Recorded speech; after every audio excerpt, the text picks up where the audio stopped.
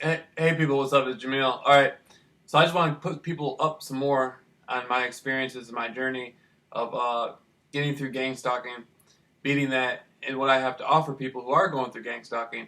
Now, first and foremost, let me start you off by giving you a small tour of how I got to where I am. Okay, I had been interested in conspiracies my whole life. I remember as a child, I had watched the movie Texas Chainsaw Massacre.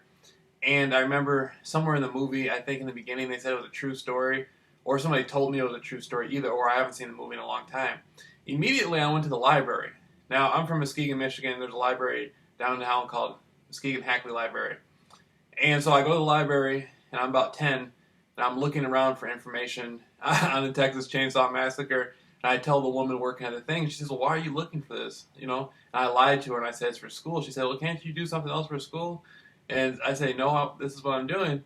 And so she gives me some information, and it goes back, it links back to some other things that happened that were connected to the story where, the directors had got it from. And at that time, I didn't realize it, but I was just interested in the concepts like that. And so then I became aware of like Area 51 around the same time and other things. And then my life had, going through my life, I'd always just been interested in conspiracies. It wasn't until about 4 years ago that I started going to people and recording, recording interviews and stuff like that. And then about 2 years ago, I had gotten really serious about it, and I just said, "Well, you know what? It's either now or never." And so I was 28 at the time. Now I'm 30, and so I had did extensive research on the 1960s and 70s, which is my favorite. That's my favorite era, and this involved some unknown things that had happened, like the zebra murders, uh, the Zodiac murders are a little bit more well known, the Son of Sam murders, in general, serial killings like that had gone on in that era. But other things that were big on the list I had covered were the Manson family ordeal up in the Hollywood Hills, the whole Laurel Canyon scene, then Jonestown. Jonestown turned out to be my favorite. I loved Jim Jones and the People's Temple. Even today, it's hard not to go look at it. Even though I don't look at it anymore, I can't remember the last time I actually went looking about it on the web or going to read a book about it. At this point, I'm no longer a conspiracy research.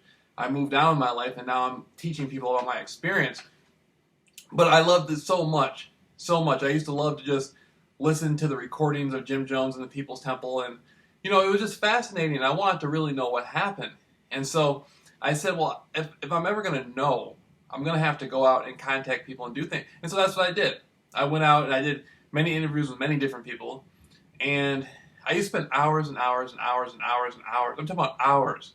I lived at my mother's house, and I used to just stay inside the house 24/7, just studying it. There was one summer in 2012 where I didn't use the internet, television, or telephones, or anything like that for like 3 months during the summer, because I figured, I was just gonna stop my conspiracy research and just like leave society and all that stuff. But then it turned out I said, "No, I can't do that. I got to go back to it."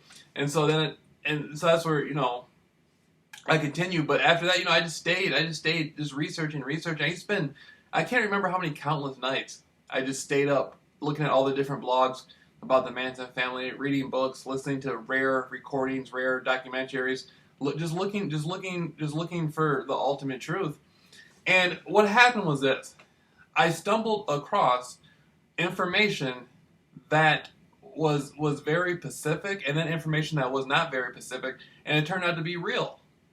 And I didn't realize at the time, but these people and these things are connected to something much larger.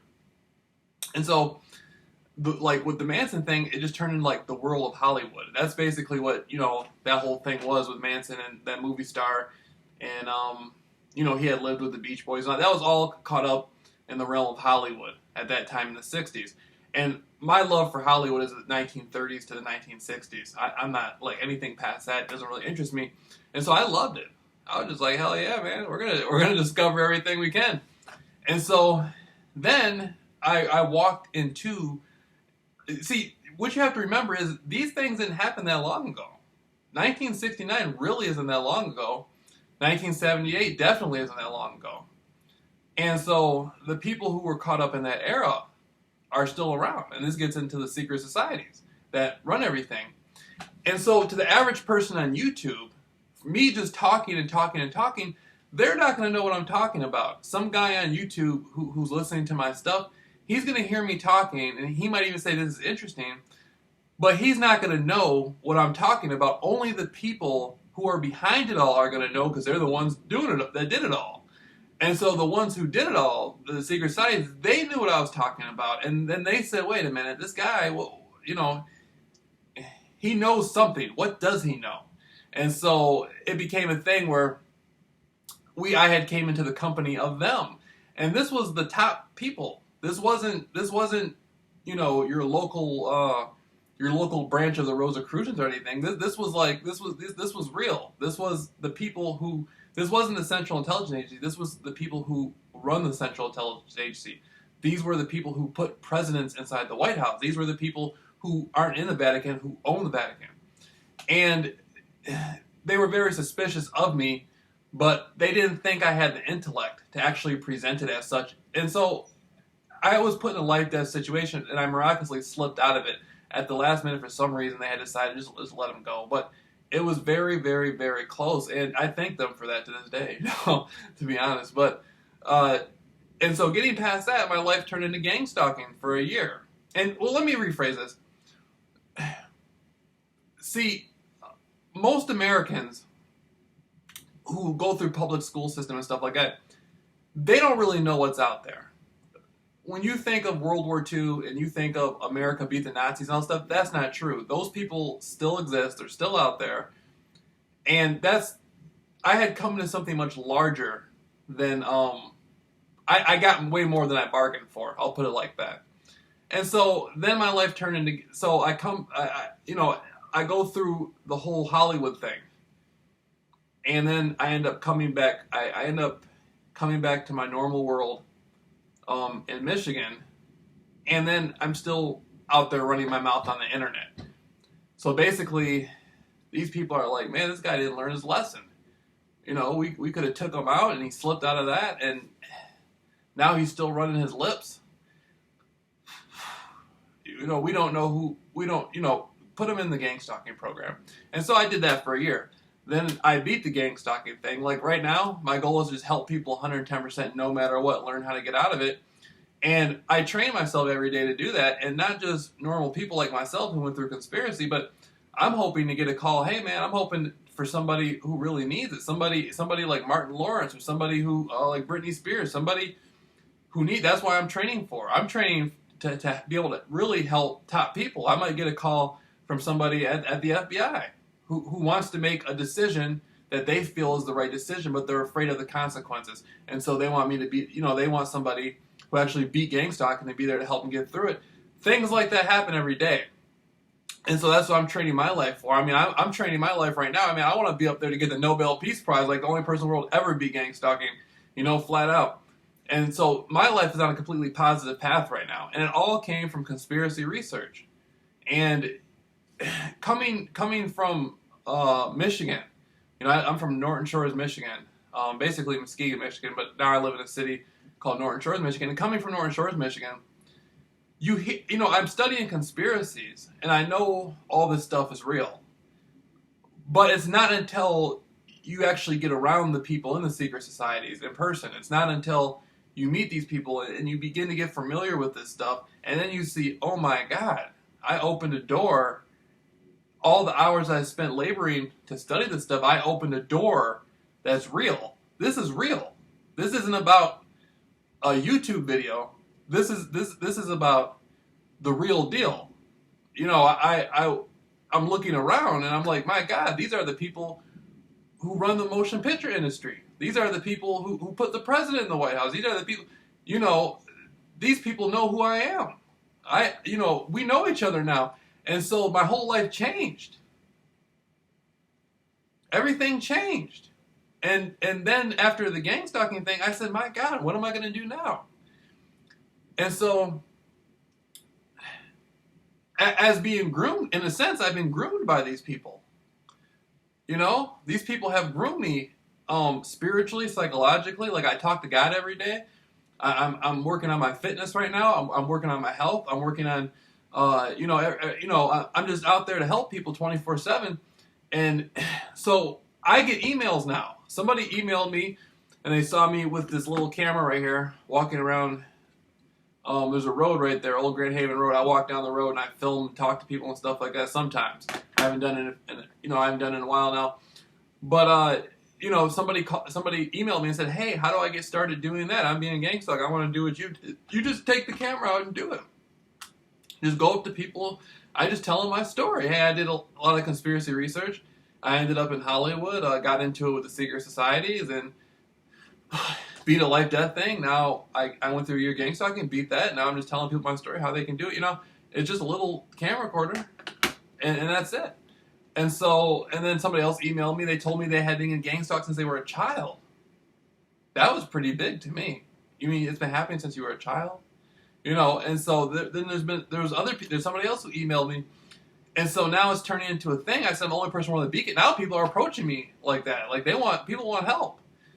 And so in today's world, people don't just need answers. People need something real. And I'm not I'm looking to be on the internet. I want it to be somebody calls me. That's what I'm trained. I'm not training to be some guy just talking about stuff. I want to be able to go to a corporation and be able to help the people there who are going through gang stalking. Because it's biggest in the corporate. It's biggest in the corporate world. It's really a form of extortion. Really, it's extreme intimidation and extortion. And I guess they use it on people to get what they want. And so, I'd like to be able to help people. I'd like to be able to help somebody in Congress who's going through it. I'd be able, and I mean, to this day, I went to Phoenix not that long ago, and at the hotel I was at, I had and I'm not misleading anybody. This is for real. I had top Freemasons from London come there and study me in person the whole time I was there. I had real Nazis at the hotel there. Now, this is the Best Western. This is one step above a crackhead hotel. These people wanted to be around me in person. The things I had went out and did and the things I had went out and said, I had caused a lot of issues behind the scenes. That stuff I don't even know I'm familiar with. When you're dealing with the most powerful people in the world, they don't like some little guy from some state like Michigan to go and say all this stuff and cause all this trouble. I don't know what, I'm not in these people's lives. I don't know what they have to deal with. I might have caused somebody a lot more trouble than I could ever know. See what I'm saying? And so these people want to see, who is, and that was a pretty big deal to me. I'm like, my God, I got it like that. You know what I mean? We got it like that. Started from the bottom, now, you know what I'm saying? And so I was like, oh man, it's cool. And I'm out by the pool. I'll be out by the pool hanging out with them, drinking coffee and stuff at the hotel, drinking coffee, hanging out at the pool, all that, having fun. But for people who want to get through gang stalking and beat it, I mean, you can do it. It's all you got to change your experience of it. Stop looking for, everything that happened to me, I'm grateful for. I looked at gang stalking this is it. I just got to go through this. This is all you got. I'm hungry. Give it to me. This is all you got. If I can get through this, if I can spiritually and psychologically get through this, then I beat it, no matter what, 110%. And so that's what happened. And so I just want to help people learn about that. You can get through it no matter what. And so, just contact me. Just contact me, Jamil Rawls versus gang stalking at Gmail, and I'll help you get through it no matter what. Damn it, we're in a storm right now, so I'm gonna turn this off in case the power goes out. All right.